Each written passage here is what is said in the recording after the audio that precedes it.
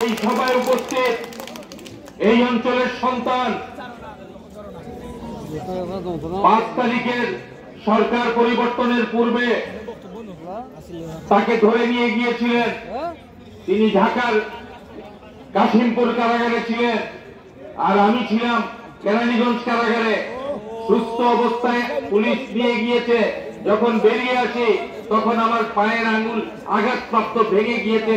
লাঠি হাতে নিয়ে ল্যাংড়ায় ল্যাংড়ায় পাঠাই গিয়েছে, অ্যাম্বুলেন্স করে দিয়েছে।